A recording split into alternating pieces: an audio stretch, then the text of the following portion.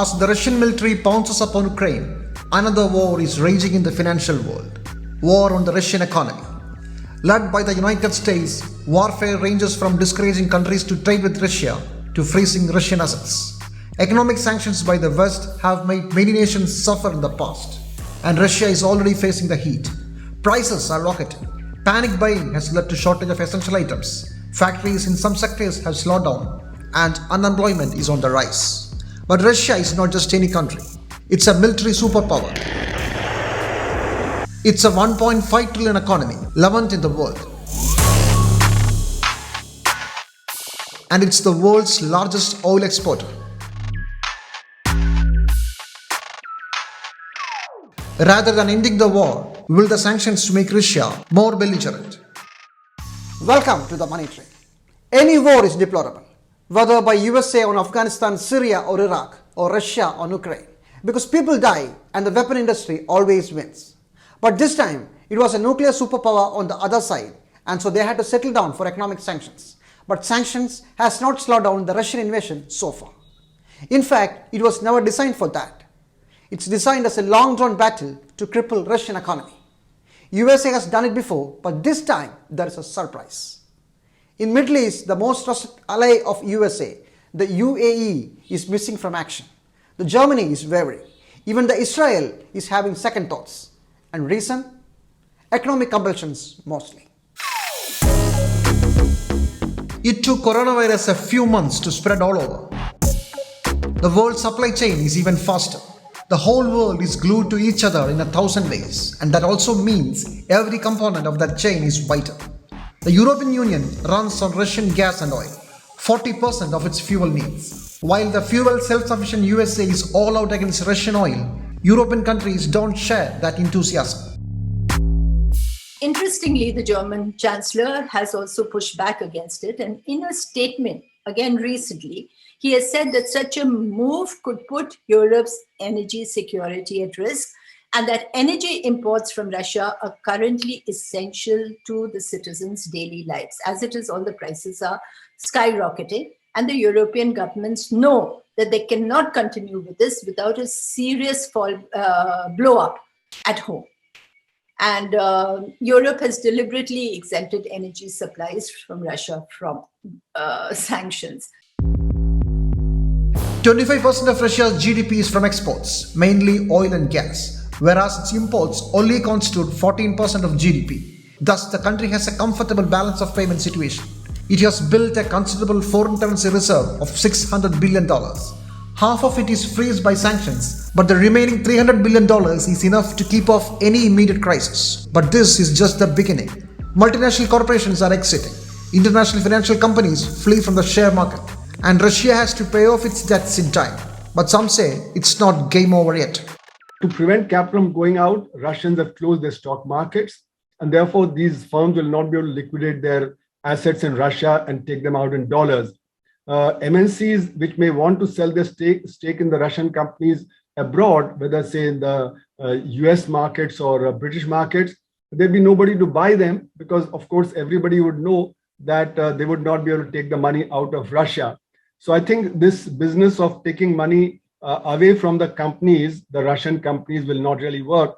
And Russia has also threatened that it would take over the assets of these companies and run the companies themselves, in other words, nationalize these companies. Now, if Russia does not allow conversion of ruble to foreign exchange in the economy, then the demand for dollar will remain low and ruble will not fall further. And living up to the expectations, Russia has just paid its due on sovereign bonds, that too in dollars, $117 billion in interest.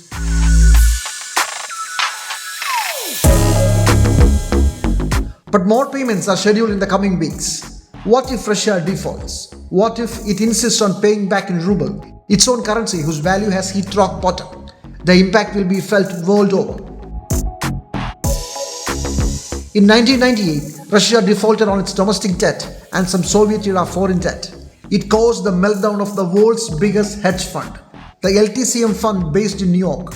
Curiously, that financial crisis had defined Vladimir Putin's rise to power.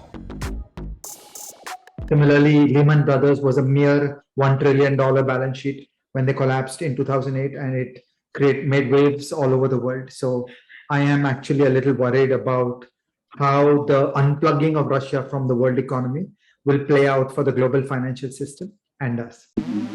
Huge loss for international financial companies is certain. With closed stock markets and valueless ruble, their money is locked inside Russia. But as long as European Union needs fuel from Russia, Putin's government is comparatively safe. What if the America convinces European Union to back out from Russian imports? Oil is Russia's major income, but it's also its Achilles heel. That brings another player to the stage, China. China is the world's factory, the most fuel-hungry nation of the world. Russia is already selling gas to China. Putin and Xi Jinping are all set to launch one more pipeline project which will double the gas sales. In fact, China can fill in many of the things Russia might lose due to import restrictions. The country already supplies a large portion of Russia's machinery and electronics. But some say replacement of the highest tech goods may take some time. But by that time, will Russia kneel down? I do not share the sense that Mr. Putin does not care about the sanctions. I agree, hitting the rich people surrounding Mr. Putin who will lose wealth, no, that's not material. But ultimately, the Russian state represents an oppressive apparatus that is built out of the Russian economy, that is deeply connected into the world economy, and hence sanctions matter. Sanctions in the past have done little to topple governments.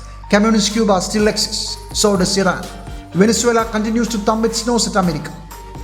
But that doesn't mean that economic blockade has no impact.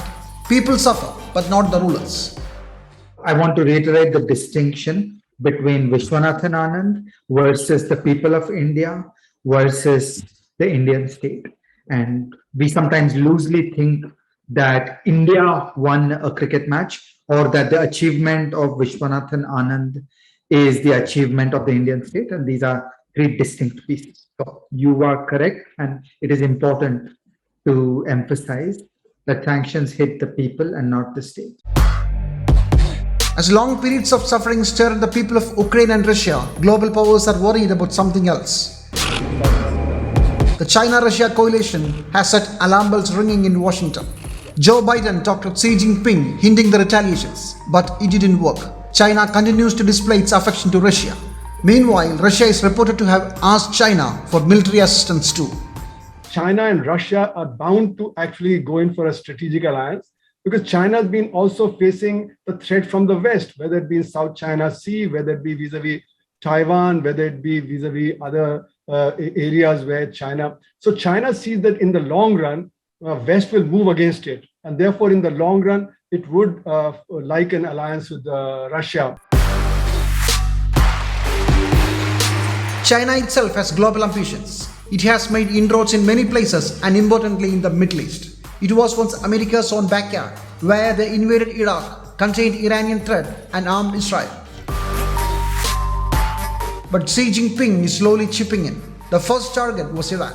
Iran needed relief from sanctions and China needed oil. Economic reasons made them natural allies. At the same time, Beijing reached out to Iran's rivals, to Israel, to Saudi Arabia and to UAE.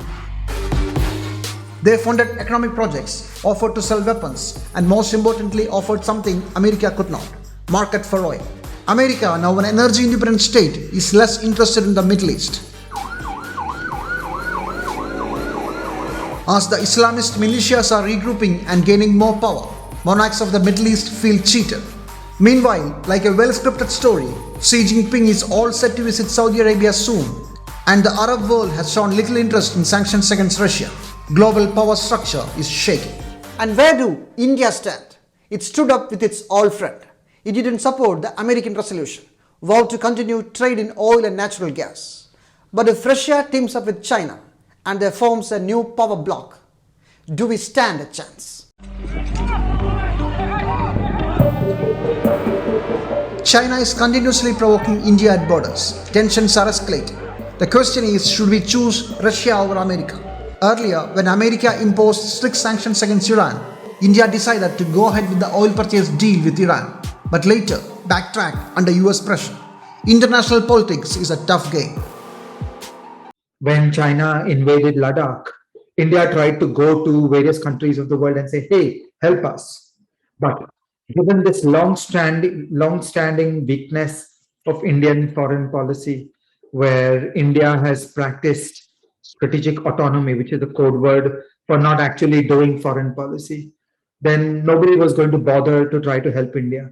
And I feel that if India actively pursues the ruble trade and tries to be useful to Russia in the present moment, it will underline the unwillingness of the great democracies of the world to help India when, at a future date, India is in a time of need.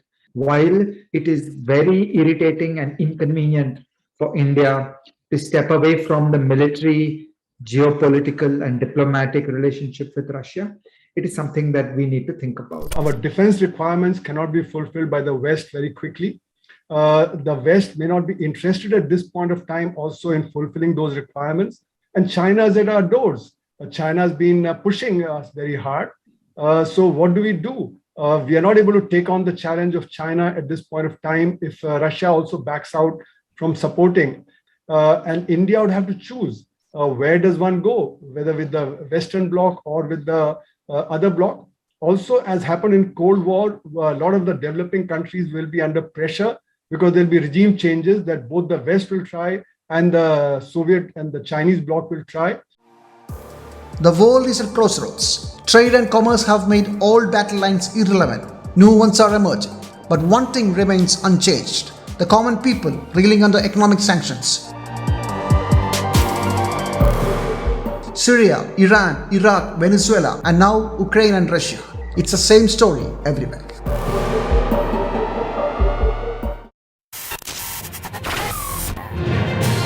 Sri Lanka cancels exams for millions of school children in the western province because the country has run out of printing paper. Unable to finance essential imports, the island nation is running low on food, fuel, and even medicines. After weeks-long negotiations, India finally sanctioned a $1 million loan, while Sri Lanka's close ally China is silent.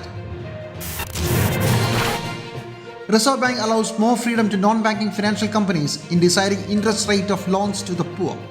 They get loans from banks at 9% and charge up to 26% even now. This will go up even further. While the new guidelines of the Reserve Bank to control exorbitant rates are either namesake or not practical to implement. The Gujarat government procured power from a private company paying 828 crore in excess of the agreed rate. The company is a subsidiary of Tata Power. Rates went up from 2.71 rupees per unit to 5.36. Government justified the excess payment as due to hike in coal price. Saudi Arabia may sell oil to China in Chinese currency renminbi and not in dollar. The news has come when sanctions against Russia have brought up questions about alternatives to US currency. As soon as the reports came out about the new deal, the Chinese currency value increased by 0.1%. As expected, the US Federal Reserve raises interest rates. A quarter-point raise has taken it up to 0.5%.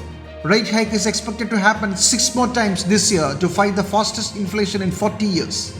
Many countries may see a flow of foreign investment from their stock markets to United States, and India is among such countries expected to face the heat. Meanwhile, one expected news headline is missing. India didn't hike the fuel price so far. Union government is keeping everybody guessing. Let's hope that it remains that way. Goodbye till we meet again.